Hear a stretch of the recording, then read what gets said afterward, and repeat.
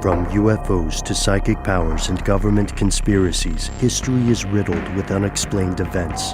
You can turn back now or learn the stuff they don't want you to know. A production of iHeartRadio.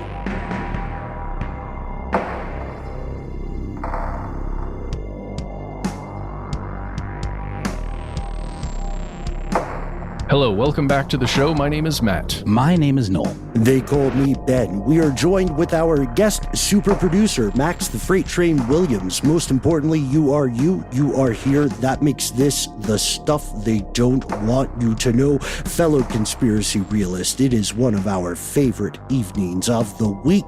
This is our weekly listener mail segment. Between all the strange digging we do, we rely on you, the most important part of this show, to share with your fellow conspiracy realist the things that struck you as important, the things that in your own personal life are the stuff they don't want you to know. We are going to learn about ghost weddings from an exciting email that gives us a chance to talk about something that I think has fascinated many of us for several years. We're going to get some letters from home from some of our favorite people in the world, educators. We're also going to talk a little bit about the Maldives. And before we do any of that, we are going to hang out with a fellow conspiracy realist and fantastic writer, by the way, GP Scoothe. Just love the name GP Scoothe. GP wrote into us with the subject, Bob Berdella and Bob's Bizarre Bazaar, which is a lovely play on words to, what do you call that? A homonym? I guess they're not quite exactly the same. They're close. I've certainly seen people pronounce bizarre. A homonym. Yeah, there you go. Fun English. So here it goes. Gentlemen, I have not bothered you in a while, and this week's episode on serial killers brought back memories of the spring of 1988. I was a struggling freelance teacher, lecturer, writer, and overachiever, I might add, trying out any number of new business ventures. One of these, which became successful, but after I gave it up, was based in an office space I rented in an executive suite. I'm not going to give the exact address, in Kansas City, Missouri. Which always confused me. The Kansas City isn't in Kansas, but there you go. I located here because of proximity to the professional clients I was trying to attract, even though it was across town and the state line. These were specifically referring to the office space. Proximity to the professional clients I was trying to attract, even though it was across town and the state line. From my home on the suburban Kansas side. When I came to the office one Monday, shared by about a half dozen accountants, insurance agents, and a barter exchange, I was told that over the weekend, one of the guys that hung out there, a regular in the barter exchange, had been arrested. A teenage boy had escaped from this guy's house, naked and beaten up, and the police took Bob Berdella into custody. It later turned out Berdella had killed and dismembered at least 6 young men, threw the parts away into the garbage, or buried them in his backyard. Berdella had a business at the Westport flea market called Bob's Bizarre Bazaar, which he called his personal cabinet of curiosities. Westport would be the Kansas City version of the hipster village, with restaurants, bars, and little shops of all kinds. It lies between the University of Missouri, Kansas City, and the Kansas University Medical Center, a teaching hospital, plus is easily reached from downtown or the suburbs for meetings, parties, etc. Inside the Westport flea market, where some of the best hamburgers ever were sold, Bob's Bazaar has occult, magic, satanic merchandise, and even real human skeletal remains, although there were always many manufactured body parts as well. In the days of the head shop, this was one where you could purchase rolling papers for your own cigarettes, so I'm told. And even sometimes what were advertised as marital aids or tension-relieving massagers that would fit on a finger. You get the idea. A Spencer's Gifts for adults with weirdness thrown in. But in the many times I just had coffee conversations with Bob, he was about as low-key, regular a person as you could get. A bit eccentric, yes, openly gay in the 1980s, which sets him apart, but nothing to give you the vibes that this person with whom I was speaking just happens to have a teenage boy locked in a room and chained to a bed at his home. And the timeline we later worked out told us that had to have been the case.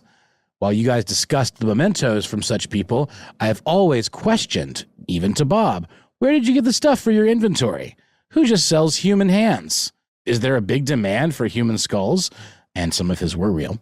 The strangest part to me has always been that no one suspected anything about Bob that would have led you to believe he was killing, dismembering, and disposing of people. The typical quiet guy next door, I guess, but still odd to have a brief period of your life where you were in frequent contact and on a first-name basis with a serial killer. You know me as GP Scoothe. Yikes. Keep at it. Thank you, Woo, GP. that's a tale. GP, my goodness, that must have been chilling to discover. Yeah. By the way, I'm looking at a business card here from allthat'sinteresting.com, and it quotes his company as Bob's Bizarre. So like describing the bizarre after. Okay, clever. Well, you don't have to look. You can be a monster and still understand the importance of wordplay, right? That's very true. That is very true, Ben. I mean, you know, this just sounds like the perfect fodder for murder fiction type stuff. Because, you know, of course, like the twist is that the thing that you bought from the, you know, the shrunken head or, you know, withered hand actually belonged to one of his victims. That's, of course, where your mind goes. And I don't know, did you guys read any further into this? Was there ever any indication that he did put his trophies in his shop? Unclear. I think because of the timeline at that point, you would have, like in the 1980s, if you are actively operating the way this guy was, then you would have hopefully had some lessons learned from previous experiences of people who got popped for doing this sort of stuff. However, what was he called? The Kansas City Butcher, right? He clearly wasn't very clever. Most of them aren't. I think he was just throwing people away in throwing human remains, away in garbage bags. It reminds me, God, it just reminds me of so many other serial killers. To your question, or GP, what you're talking about here, Noel, what we're exploring together here is the idea of serial killer merchandising. That's part of it, right? That big question you pose: did this individual attempt to profit off of the results of their mental illness, right? And that's a good question, because H.H. Holmes was killing people because he liked it, but he was also killing people for insurance money. You know what I mean? You run into that simultaneous, I don't know if it's a rationalization or if it's a simultaneous benefit in their minds. I don't know. There's a lot to be said about this guy. And I also appreciate JP for pointing out it's at least 6 young men, because, as we know, unfortunately, very often in the US and abroad, when the victims of creatures like this, when they are sociologically marginalized, then the law enforcement just doesn't seem to do their due diligence. So that's part of why people killing, folks who are considered African American or folks who are considered homosexual, that's part of why those entities have a higher likelihood of getting away from justice for a longer amount of time. It does appear that, he was into S&M type stuff, and they did have people participating in some of these activities, willingly. I think there were upwards of 20 photographs discovered of folks in various stages of this type of, stuff, dog collars and, things like that. And I think it was almost all of the victims, I believe, were among those photographs. And the, GP, you mentioned the person that was found naked. It was naked except for a dog collar. And apparently this creature, as you very appropriately put it, Ben, had this something called rules of the house that were rules that were mandatory for anyone that he was doing this stuff with, and that any, non-adherence to these rules would result in electric shocks being administered to their private areas. It's kind of like David Parker Ray. also known as the toy box killer. For entities like this, what you do is you construct a regimen of rules and make it such that there is no way those rules cannot be in some way, quote unquote, broken. And then, right, because it's not about the rules. It's about an opportunity to feel that one controls and punishes people. It's a very unclean thing. No, it's really, really awful. Matt, you've gone deep with, the Zodiac killer and Atlanta child murders and all of this stuff. And I was having a conversation with my partner the other day just about whether these types of conditions are medical in nature, or whether these types of conditions these are just bad people. I mean, obviously you can be diagnosed with schizophrenia, but that's a psychiatric diagnosis. Like, it's usually only post-mortem that, aberrances in the brain can be detected. Do you have any thoughts on that, Matt? Like, from any of the dives that you've done, like whether these are just people that are just bad, or can they be cured? Is that even something that should be invested in? Like, what? I don't know. I mean, maybe that's too big a question, and obviously is the question, but I'm just interested in your perspective on that. I'm no expert, man. The people we've talked to have differing opinions, but a lot of the investigators on the law enforcement side, especially from the FBI, tend to have a pretty stark look at it. Like, this is a bad person, but generally this person was made bad through experience, life experience, right? Through a lot of things they've been through. Generally not, this person was created evil from the womb kind of concept. Often traumatic brain injury early in childhood. Or traumatic brain injury really any time, which is kind of crazy. Like, it can, that kind of thing can adjust somebody in not so great ways. Shout out Phineas Gage. Yeah, for sure. Remove filters that are there that kind of internally bind our behavior, give us these rules that generally aren't broken out of fear of what it means to break one of those rules. You get a brain injury, and that can go away depending on where it is. I don't know, man. No, that's a really good point, Matt, and that I think that's a very valid perspective for sure. I was listening to a podcast that I really quite enjoy. It's called With Gorley and Rust, with Matt Gorley and Paul Rust, and they talk about different horror movies, and they were talking about the movie Seven, which, I think in a lot of ways, movies like Silence of the Lambs and Seven sort of led to this whole like genius serial killer kind of, craze or whatever. And they just pointed out, I think very astutely, that that's not a thing. Like, there's nobody that would be that twisted that would do something like what John Doe does in Seven, these very elaborate, or like, Jigsaw, but Seven's just obviously a higher quality film. It's interesting that you mentioned that, because I believe it was Berdella, right? Berdella watched The Collector, that film from the 60s. Do you guys know what I'm talking about? I don't know that one, no. Yeah, he watched a film that came out in the mid-60s called The Collector, which is about a guy who stalks and kidnaps a lady and feels like he is, practicing lepidoptery, like the collection of butterflies or something, where you pin them against, a backdrop. And this was sort of an inspiration. So I think, and GP, maybe you will find this interesting. There's a question that I have not quite solved yet about the possible feedback loop. Why does the serial murderer in the United States, why does it hold such a unique position in the zeitgeist?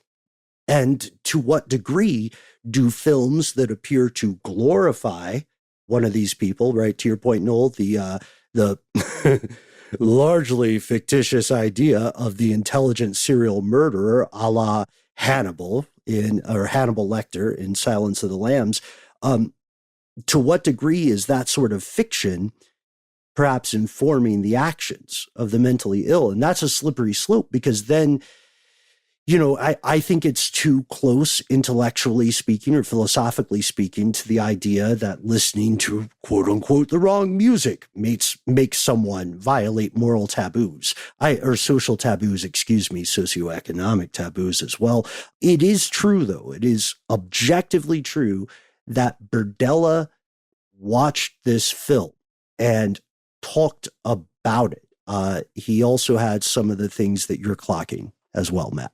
There are other two killers. Sorry, I was trying to figure out why the collector like pinged something for me. Right. It was another project that we were working on for a time, Leonard Lake and Charles Ng, that also committed a bunch of brutal murders that involved kidnapping people. And they were also allegedly inspired by the collector. That is fascinating, that feedback loop idea. But you're right, Ben, it can be the slippery slope when it comes to just like blaming the art and censoring it as a result of what I think would largely be some pretty rare outliers who actually, are, and whether he chose to act out because of that in a certain way, he probably would have acted out in some other way without said inspiration. But back to what Gorley and Russ said, and then we'll take a break. They just pointed out that the reality of it, and this is what you were pointing to as well, Ben, is that anyone that's mentally ill enough or, has some fetishistic drive enough to do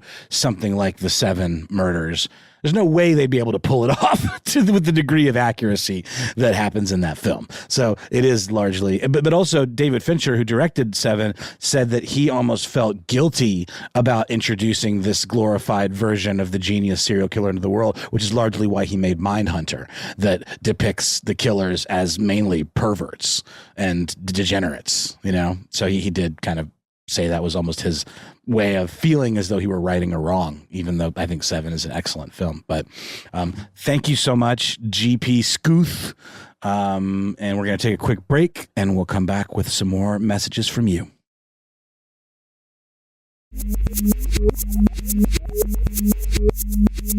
And we have returned. We've got a couple here. There's something that we started a little while back that I quite like, which is just letters from home.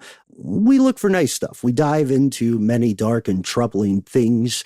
We often find a grain of truth at the heart of a conspiracy, but also we like to hear the nice things. So we're going to give you a weird story from our pal Proximate Cause. Oh, let me speak this in all caps. From our pal Proximate Cause, who wants to share an experience that I think will be instructive for a lot of us playing along at home tonight. And then we're going to hear one nice letter from home before we go to the ad break. So here we go from Proximate Cause. PC says, I was reminded by the most recent strange news segment in relation to China-India relations and the line of ultimate control of something I saw while in the Maldives. More than a year ago, says Proximate Cause, I went to the Maldives as a tourist. From the shore of the first island I visited that was not the capital, I saw a man piloting a boat, or captaining, who was wearing a red shirt with big black text on it, which read, India out now. Being an avid Googler, I took to my phone to see just what this was about. And it turns out there are some residents of the Maldives who consider India to be somewhat of a threat to their sovereignty to a greater or lesser degree. While there is some official chatter about there being no actual threat, I kind of wonder, in a country where apostasy is punishable by death and having some experience living in China, I don't think that for my short touristy trip, it was a good idea to get too deep into local politics in a way that might seem impolite. Coming from a foreigner, you're right about that, my friend, especially being a foreigner from a country with a strong interventionist history. Maybe I'm just overly cautious. I'm editorializing here. You are not. You are on the money. So PC continues and says, I've heard and read several accounts from Filipinos regarding the behavior of Chinese nationals in the Philippines, some of which were more high profile than others, the general gist of which tended to be, what do you mean it's illegal here? Isn't this ours? And those have fueled some conspiracies related to the elections of various officials. And so Proximate Cause says, while I recognize the Maldives may not be the same kind of strategic location in relation to India that the Philippines is to China, if I were a betting man, I'd say Sri Lanka would be a more likely option. Does this change anything? Much like Azerbaijan and Armenia now, because there's more value in backing Azerbaijan, the larger regional powers around them have turned a blind eye to what's happening in Armenia. And that's true. Would there be any strong response from the West or other large Asian governments? I think PC means if something sideways happened to the Maldives. PC says, I doubt many Americans outside of the influencer crowd could even point to this country on a map, much less make a full-bodied vocal defense of an Islamic country, even if our relationship with India turned that sour. There's just too much nuance required. Could this be the beginnings of another regional proxy war? I have no idea, but I feel as if it may be something to watch when the region starts to pop off even more. I could see China coming to the Maldives in the same way the U.S. supports the Philippines. So that's a good question. One thing I think most Westerners know about this nation, about the Maldives or Maldives, however you would like to pronounce it, Malay, it is probably going to be the first nation whose land totally disappears due to the rise of the oceans. Did you guys hear about this part? I have not heard about it yet, no. Yeah, they're going to, unfortunately, due to the rising surface level of the oceans, the Maldives may indeed become a place that exists in a different country, like a enclave of some sort.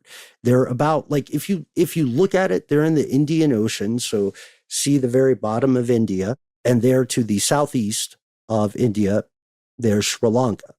If you go to the southwest and you go further out into the ocean, then you see this country. The highest elevation above sea level there is like a little under 8 feet. It's not looking good, in short. And the question that's being asked here, which I very much appreciate, is it's kind of following up to what we were talking about earlier, the idea that India and China may be practicing their own expansionist methods, and the idea that both of these countries may be attempting to turn this other smaller country into what's called a vassal state. Yeah, it's certainly in a good strategic place. I mean, far enough from the South China Sea and some of the, some of the stuff that's being done out there in protecting that area, right, by China, because you got the whole Bay of Bengal and the Gulf of Thailand in between. But I don't know, we just talked about how India is a strategic country for the West right now, right? And having like naval bases there would be interesting. But again, it's like, what's the long-term strategy for any country with the Maldives when it comes to ocean rise, like you said? Because there's not that much time, probably. And they're like, the country is aware of it. Officials in the country are aware of it. It's a dangerous situation for them. So then what do you do when some military comes rolling through and says, hey, we want to invest a bunch of money in your country. All you got to do is let us turn one of these islands into a giant base. Just the one? Just the one? You know what I mean? Like the one you're not using. So like there's also, I appreciate you pointing this out, Matt. There's also a clear, easy, controlling this little piece. It gives you a clear and easy transit point to all sorts of stuff like Eastern Africa. You got that, you're way closer to the Strait of Hormuz. There's also a very powerful argument that the nation of China needs to, like Russia, it needs to extend its ocean access past what it has now. Things would be very different if Russia had a little bit better maritime access to the Atlantic Ocean. And I'm fascinated too by this acknowledgement of Islamophobia. I guess we know that plays a part in Western political calculus, right? Yeah. I don't know. Is it weird to you guys how much that has cooled off since, 2001, 2002? Openly. I mean, Well, in talking points, right? I mean, we're going through a presidential election here right now. And, okay, this is full disclosure. I'm not exactly listening to any presidential debates. No. Because I could give up what anybody says on those. That last one was amazing, though. Just watch the clip shows. I keep going to bad lip reading on YouTube just to see if they've got a banger. I'm just waiting. But it was really The most recent one that occurred, the primary here in the U.S., the primary debate was kind of embarrassing. Okay. I guess it just feels like the dog whistles now are more for like other stuff, like trans people and queer people. You know, that's sort of become the new threat at home. You know, we haven't really had any high profile, quote unquote, terrorist attacks for them to point to.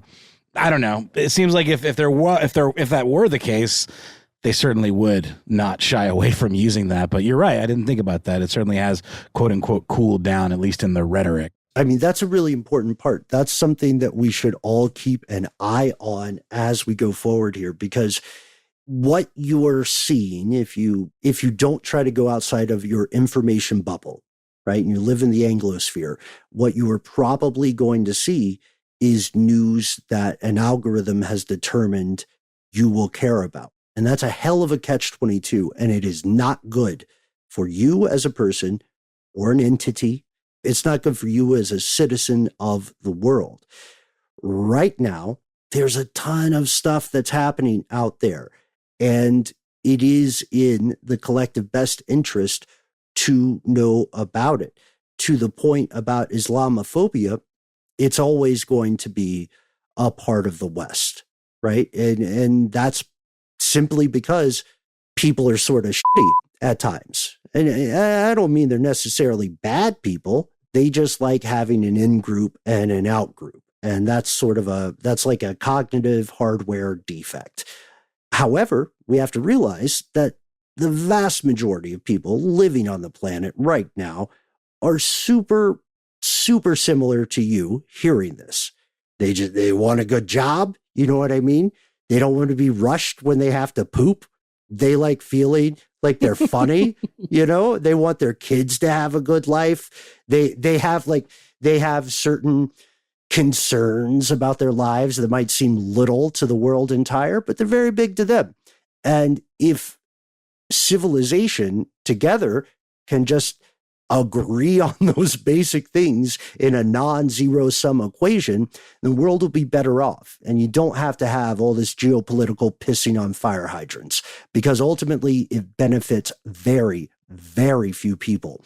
With that, let me retreat off the soapbox. We promised you a letter from home. This is quickly becoming one of the favorite parts of the evening. We got a letter by someone. This is so great, you guys. We got a letter by someone calling themselves Outnumbered by Sixth Graders. And this is just a nice thing to us playing along at home, recording here this evening. Hey guys, says Outnumbered. I'm a public school teacher in Arizona. I just got done listening to the Public Schools Factory episode. I just wanted to say thank you for managing to point out all of the problems with the education system without disparaging teachers. We, teachers, know the system is problematic, and we're all working hard to change it, but many of us already know that the info in your episode was true. Walking that line of respect for what we do while pointing out problems is not always easy, but you did an amazing job. Thank you. Feel free to share if you choose to do so. And thank you, Outnumbered, because as you know, Matt, Noel, and yours truly, we come from teachers, you know, we come from educators. And I would argue, I would argue that every adult person comes from education, right? Like that's part of why humans are such popular primates. Because we teach each other things and then we write it down, right? Mm-hmm. Mm-hmm. Make videos about it and TikTok the heck out of it. No, geez. Yeah. Well, anyway, I wanted to end on that nice one because we made the world sound terrifying, which it is. But shout out to the teachers, and thank you to everyone who tuned in to our public education episode. There are some serious intergenerational issues with the system, at least as it stands in the United States.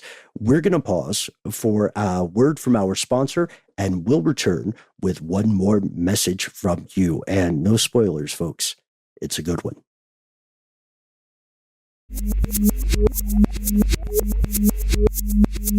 And we've returned. Guys, during that Maldives section, I was just looking all around Google Earth, which is what I do whenever we talk about a place that I don't know a ton about. And I found somewhere I want us to go. Brunei? It's called Ascension Island. Yes. Yes. It's in one of my favorite books, Matt. Judith Shalansky. Oh, God. Every time I mention the book, it screws things up, whatever. But one of my favorite books in the world is called The Atlas of Remote Islands. Ascension Island is an entry in the Atlas of Remote Islands by Judith Shalansky.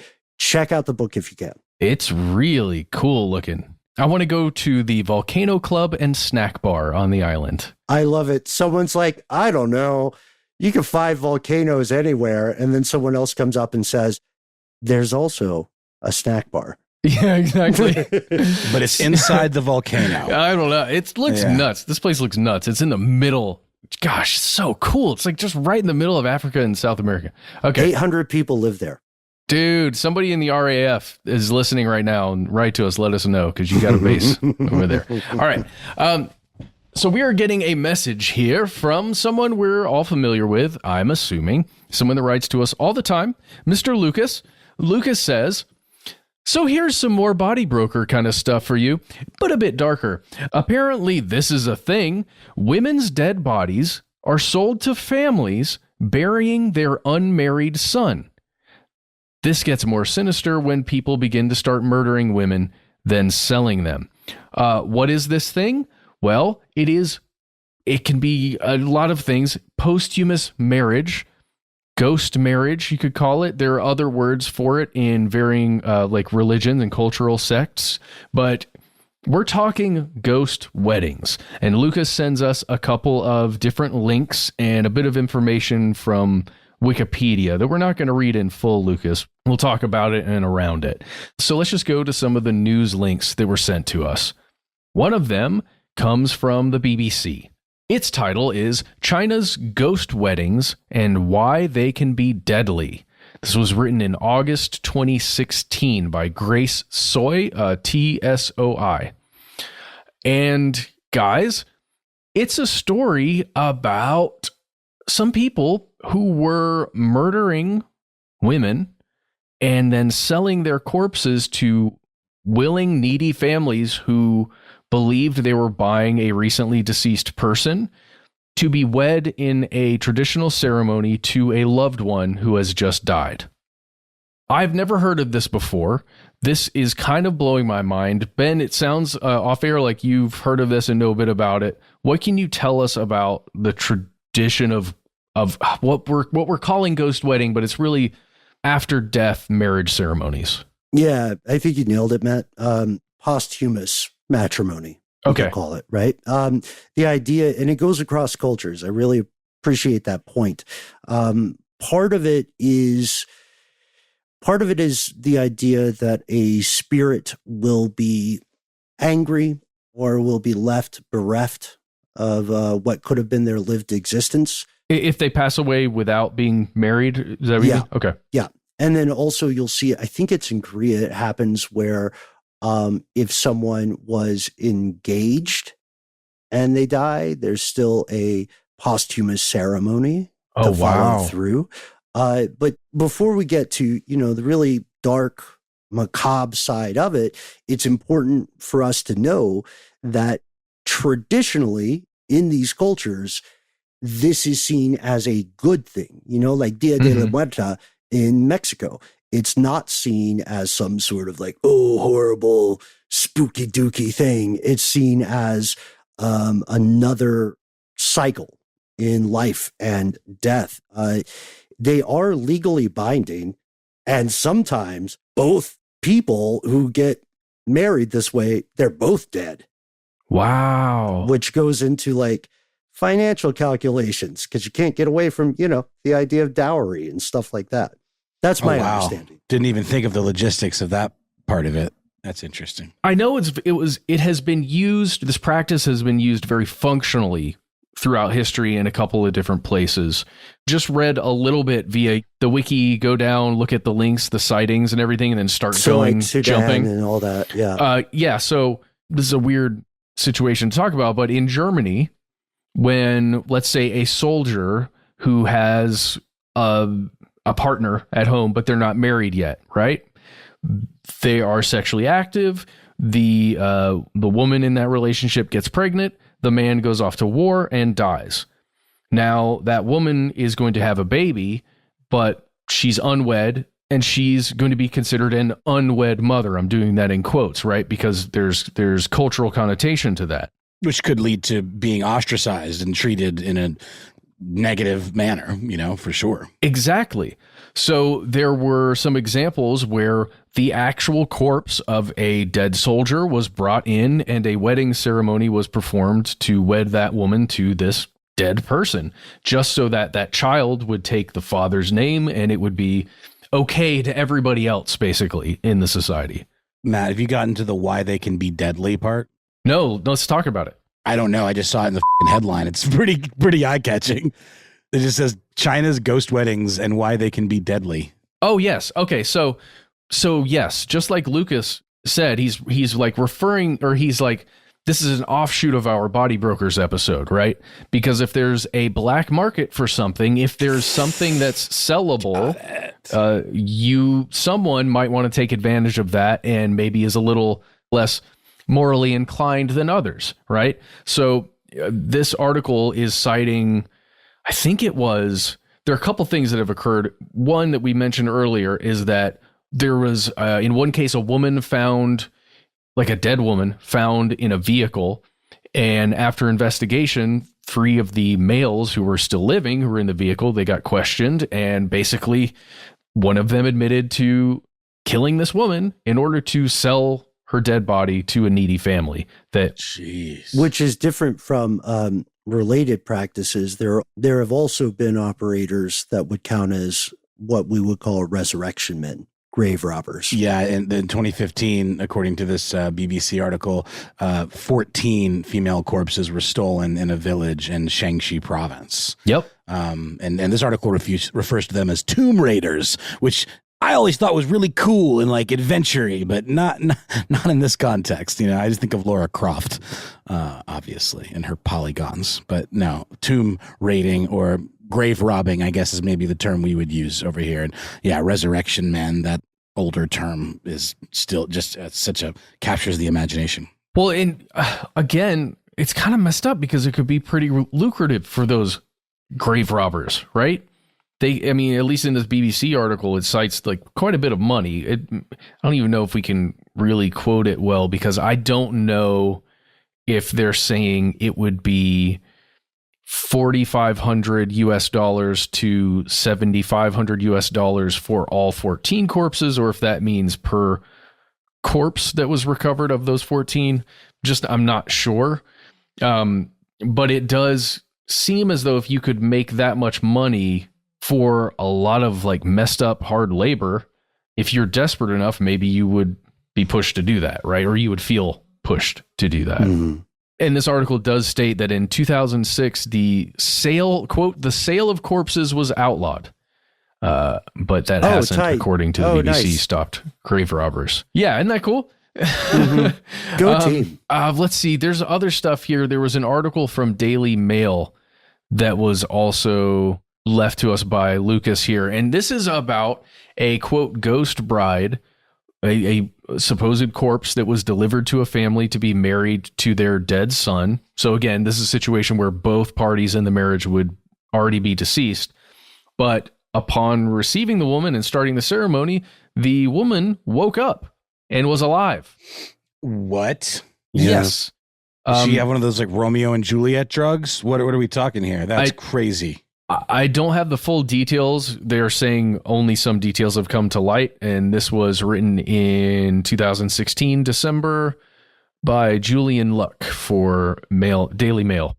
And this person was allegedly a deaf mute who was trafficked. Okay, because I know there have been cases where women were drugged, purposely sedated, and then sold as ghost brides. Oh, wow. That's crazy, but it's even more heinous because you're killing a person when they get buried, I suppose. Mm-hmm. Matt, sorry if I missed this. Is there a sense in any of the religious side of these that it also ensures that their loved one will have like companionship in the afterlife? To my knowledge, yes. That's one of the primary reasons why this practice would occur. so that the person is not alone, basically. But again, yeah, it depends on religious belief. Yeah, like for hundreds and hundreds of years, especially in what we would call rural China today, the idea is that, death is scary and you don't want to go alone. So you'll have someone with you in the afterlife. Unfortunately, this has provided an opportunity for some unclean activities. And I think it's also important to note that a lot of these folks, like the folks doing the trafficking and stuff like that, they're getting the majority of the campfire headlines because it's a very scary, disturbing thing, and it's a true thing. But often these are kind of conversations people are having, and maybe both families involved have lost a child. You know what I mean? And they're sort of helping themselves deal with this tremendous, unspeakable tragedy. So I do think it's important to say this practice is, like, when you're hearing about the very bad criminal stuff, this is not representative of the entirety of, again, this ancient cultural practice. Oh, of course. And it has nothing to do with why the practice occurs, right? The illegal stuff is because people see an opportunity to make money and they don't care, I guess.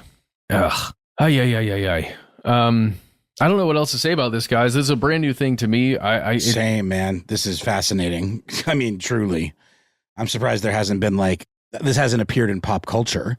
You know what I mean? This seems like just the kind of thing that could be another kind of interesting twist in a story, or like building a ghost story from this, There's a great novel called, I think it might be called The Ghost Bride. It is called The Ghost Bride. It was 2013. There you go. Yeah. This hasn't been adapted into a movie. I only watch movies, I don't know for books. I thought that was The Corpse Bride. Maybe I'm wrong. Well, there's The Corpse Bride, then there's The Ghost Bride. Got it. The Ghost Bride, I think, was an Oprah book. You know how that time Oprah got bigger than the New York Times for bestsellers? I think she still does pretty well. Yeah. Book club. Yeah, that's right. And I think there's a Netflix series that I have not watched, in full disclosure, called The Ghost Bride, which is an adaptation of that. So it just strikes me as something like Chan Wook Park might do, the Old Boy director. There's something about it that's just delightfully macabre, and I could see it being handled by an auteur in a very interesting way. But also delightful in some ways when it's not done where it hurts people. There are some people that were commenting on this in some of the articles that you found, Matt, that say it is an affirmation of love, and things like that. So I think if it's done above board and it is something that gives people some sense of peace or some sense of wholeness, for their loved ones, then why not, right? As long as it's not hurting anybody. Mm-hmm. Yeah. By the way, Matt, last thing, I just learned the word for this. God, English is weird. The word for posthumous marriage in English is necrogamy, like monogamy. That's awesome. Necrogamy? That's how I would say it. Necrogamy. Yeah. Whatever. You know what? Hopefully all of us listening to tonight are not in a situation where we need to continually use that word. You know what I mean? Wishing you the best, folks. Can I ask a question, guys? This is a little off topic, but why is philia always only associated with horrible things? Doesn't it just mean like the love of? But why do we only hear it when it comes to like really bad things that people do? I think it goes back to the idea of amative versus amorous love. Because, you can be an audiophile, but no one would ever call you an audiophiliac. I don't know. Again, English. Weird. Yeah, like a bibliophiliac sounds like you're sleeping with those books. You're doing stuff with those folds, with those pages. Yeah. Again, I'm telling you, it's I feel like I have at best a rudimentary understanding of the language in which we're recording this podcast. There's always a new one. Yeah. It's just like the paper cuts, Oh, yeah. You haven't thought about the paper cuts. You don't do it that direction. Yeah, man, you got to go with the grain. What's going on with you? All right, so on that note, Matt and Lucas, what's the final say on ghost marriage, posthumous marriage? necrogamy, however we would say it. What's your takeaway for this? Yeah, Lucas, what's your takeaway? No, I'm just joking. I don't know. I think I put in my 2 cents, Matt. I don't know. I think it's fascinating to me. I see the functionality of it when it comes to some cultural mores, literally for taxes, for things like inheritance and, you know, a bloodline. Even if it's not, even if it's not an actual bloodline, it's maybe a child that becomes a part of that family because of this ceremony. I can see why that would be desirable. And there's no divorce. Yeah. Well, I think we can probably all agree that the bad part of the story is obviously the folks who are taking advantage of this practice, who are not people who are believers. I would argue they are the opposite. They are, you know, absolutely taking advantage of people's faith in the same way that, you know, body brokers or people that like run crematoriums where they just dump the bodies in the backyard or in communal piles or whatever, things like that, where you're literally taking advantage of someone who's either in mourning or who has a deeply held spiritual belief. I think that is fundamentally icky to the maximum. Yep. Yeah. There's an article from The Guardian you can look up if you wish, titled "Trio Stole Corpse to Sell as Bride, Say Chinese Media." It's written by the AP in Beijing, and it's from October 2015.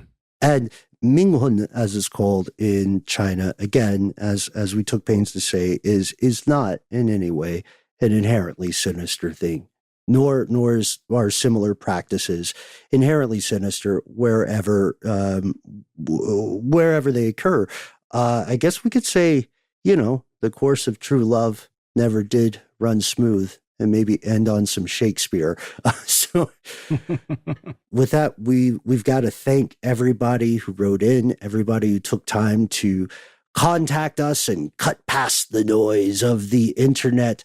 Shout out to, again, our guest super producer, Max Williams, who you can find blowing us up on our messaging thread right now. He's a big fan of bad lip reading.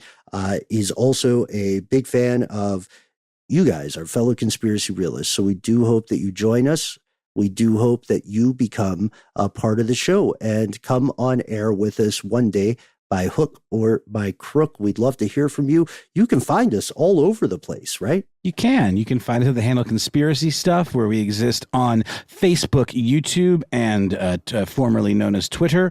Conspiracy Stuff Show on Instagram and TikTok. Hey, do you like to talk to people via your phone? You can talk to us.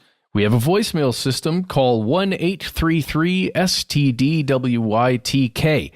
Call in, tell us something really nice, or tell us to bite your scab, blowhole. I don't know what that means. Noel. That's from Pete and Pete. That's a famous Pete insult. Yeah, because there's also the colon and the capital P, which I think means. Oh, sorry. The way I typed it, it must appear that I was referring to a scabby blowhole. The scab is one thing that you're asking the person who you are calling a blowhole to bite. Yeah.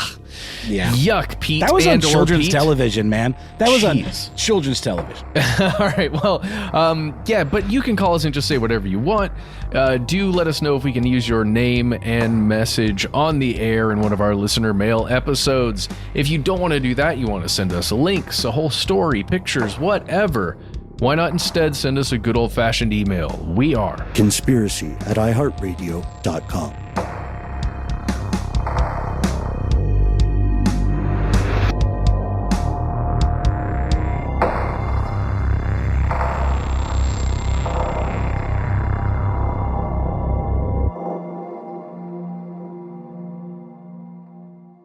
Stuff They Don't Want You to Know is a production of iHeartRadio. For more podcasts from iHeartRadio, visit the iHeartRadio app, Apple Podcasts, or wherever you listen to your favorite shows.